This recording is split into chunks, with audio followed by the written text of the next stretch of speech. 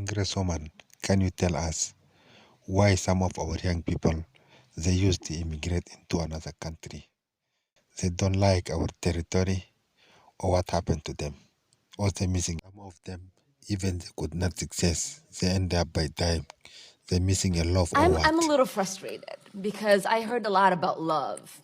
And one thing that I know is it's not because of the lack of love that we're not able to feed our children. It's not because of the lack of love that we are able to house people. It's not the lack of love that we are unable to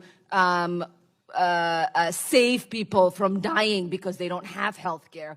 It's not because of love you are able to finish a college because you got help with the child care.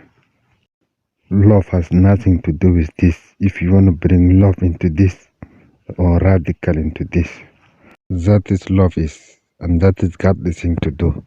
To make sure that we are providing for them basically right as a human. You're not crying because they're crying and they can't go to bed. You cannot pray for your medical bills to disappear. You cannot pray for the mold to stop poisoning your children in the classrooms. The other thing that frustrates me is people who have experienced poverty, who have gotten the straps for their bootstraps, who sit and talk about how we shouldn't do anything for the next person. See, as someone who knows severe poverty, I lived in a refugee camp, on the floor, no water, nothing. And I hear somebody say here in the United States, they're fine with their grandparents not having running water? And that's supposed to be okay? We don't get to have those kind of conversations.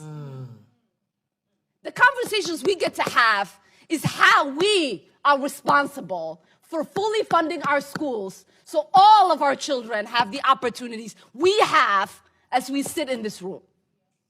We get to talk about the kind of opportunities we have as government to make sure healthcare is provided to everybody so that we don't have people dying in the United States because they can't afford insulin.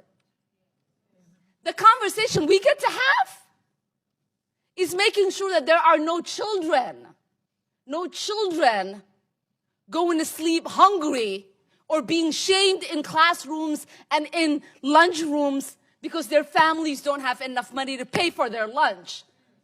The conversation we get to have about the kind of poverty we have in this country is the kind of poverty that says it is okay for us to take photo pictures with veterans and be okay with the fact that they're sleeping on the streets here in the United States.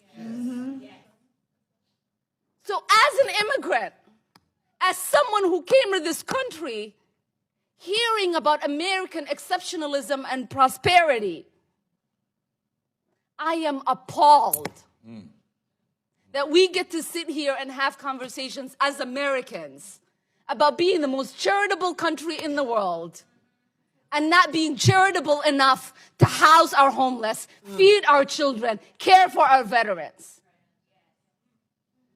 What is charitable about that? So I ask you, the kind of systematic barriers that exist in prosperity, that's the conversation we should be having.